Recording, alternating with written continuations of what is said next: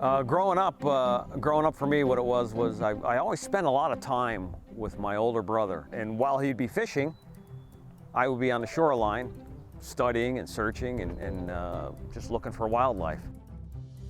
I'm so lucky to work with a variety of animals, and just talking about them, I get excited. It really fires me up because you know what? When there's wildlife that's in danger, I get to go help them, and that's what makes me feel great about it. Sometimes it's a rattlesnake that needs to be cleared from a trail because there's guys working on the side of the road and you don't want them to get hurt. So it gives me the opportunity to go in there, save the snake, help the guys, and it's a great day. Sometimes it's a skunk, sometimes it's a goose that might have an injured leg. We're gonna get you back to your family. No, you're good. Okay. I get in there, I gotta save that goose because it means the world to me because I want that goose to live, you know? Put that foot down. There you go. Oh, you didn't do that before, did you? I know. Human safety is always the #1 most important thing. And it's then, when the safety measures are in place, we can go and save wildlife and make a difference together. Other times it's a woodchuck that's in a spot it shouldn't be in, so I got to go in and do a hand capture and get him out of there before he gets hurt, you know? Other times there's an owl, baby owls that might be getting, you know, a little too close to coyotes or fox, so I got to get them out of the way so they don't end up getting eaten for dinner. But there's really been a wide variety of animals. There's been deer and whales. It's always an adventure. Several years ago, when I was a young kid, I just started to take a fascination to wildlife. And I'd always come across wasps, hornets, and yellow jackets that were scavenging for food. Sometimes I'd get too close and I didn't really understand them. You know, you hear people talking about, oh, don't go near the nest, don't go near the nest, you're gonna get stung. And growing up, a lot of times what happened was I got a little too close to the nest.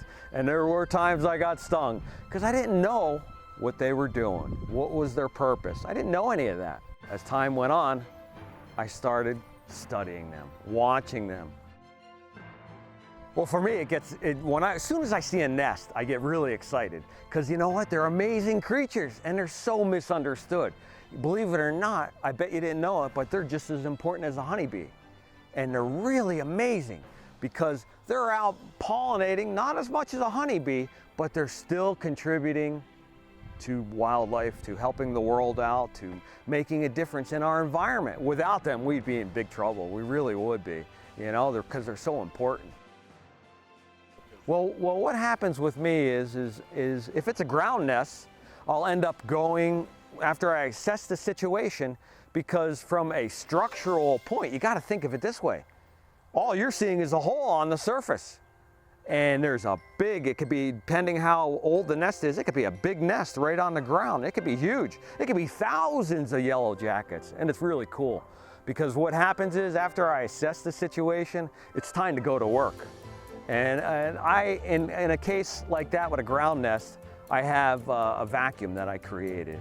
It's a vacuum for gently pulling them out of the nest. And as they're flying out, I'm sucking them into the vacuum so it doesn't hurt them at all or anything.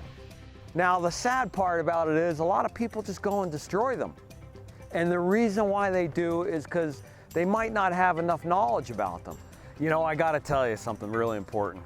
We're only here for so long. And you know what? This is our chance. We can make a positive difference for the environment. Just like us, they all wanna live. This is our chance to make a difference. And we're all in it together. So let's make a positive difference for the environment and save wildlife in the territories they roam.